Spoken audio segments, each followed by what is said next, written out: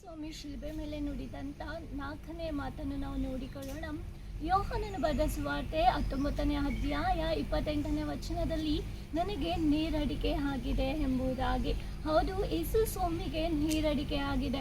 ಅದು ಶಾರೀರಿಕವಾದಂಥ ನೀರಡಿಕೆ ಅಲ್ಲ, ಆತ್ಮಿಕವಾದಂಥ ಒಂದು ನೀರಡಿಕೆ ಯೇಸು ಸ್ವಾಮಿಗೆ ಅಲ್ಲಿ ನಾವು ಆಗಿರುವುದನ್ನು ನಾವು ನೋಡಿಕೊಳ್ಬಹುದು. ಹೌದು, ಅನೇಕ ಆತ್ಮಗಳ ದಾಹದ ಮೇರೆಗೆ ಯೇಸು ಸ್ವಾಮಿಗೆ ನೀರಡಿಕೆ ಆಗಿದೆ.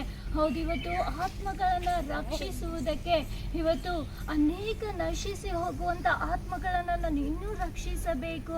ಇವತ್ತು ಲೋಕದಲ್ಲಿ ಇವತ್ತು ಸೈತನ ಕೊಂಡಿರುವಂಥ ದಾಸತ್ವದಿಂದ ಒಂದೊಂದು ಆತ್ಮಗಳನ್ನು ಕೂಡ ನಾನು ರಕ್ಷಿಸಬೇಕು ಎಂಬುದಾಗಿ ಯೇಸು ಸ್ವಾಮಿ ಅಲ್ಲಿ ದಾಹಗೊಳ್ಳುತ್ತಾ ಇರುವುದನ್ನು ನಾವು ನೋಡಿಕೊಳ್ಳಬಹುದು.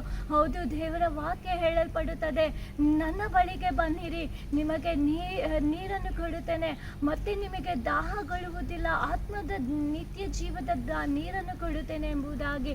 ಹೌದು, ಇವತ್ತು ನಾವು ಕ್ರಿಸ್ತನ ಬಳಿಗೆ ಹೋಗುವಾಗ ಆತನು ನಮಗೆ ನಿತ್ಯ ಜೀವವನ್ನು ಒದಗಿಸಿ ಕೊಡುವ ಆತನಾಗಿದ್ದಾನೆ.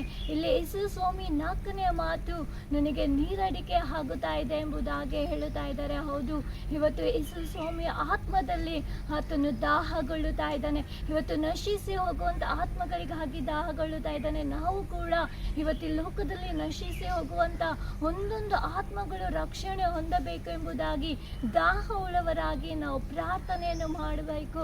ಆಗ ಒಂದೊಂದು ಆತ್ಮವು ಕೂಡ ಅದು ರಕ್ಷಿಸಲ್ಪಡುವಂಥದ್ದಾಗಿರುತ್ತದೆ. ಪ್ರಿಯರೇ, ಇವತ್ತಿನಿಂದ ನಾವು ಕೂಡ ಇವತ್ತು ದಾಹ ಉಳ್ಳವರಾಗಿರೋಣ, ನಾವು ಆತ್ಮದ ದಾಹ ಉಳ್ಳವರಾಗಿರೋಣ. ಪ್ರಿಯರೇ, ಖಂಡಿತವಾಗಲು ದೇವರು ನಮಗೆ ಅನೇಕ ಆತ್ಮಗಳನ್ನು ನಿತ್ಯ ರಾಜ್ಯಕ್ಕೆ ಸೇರಿಸುವಂಥ ಕೃಪೆಯನ್ನು ದೇವರು ನಮಗೆ ಒದಗಿಸಿ ಕೊಡುವ ಆತನಾಗಿದ್ದಾನೆ. Thank you.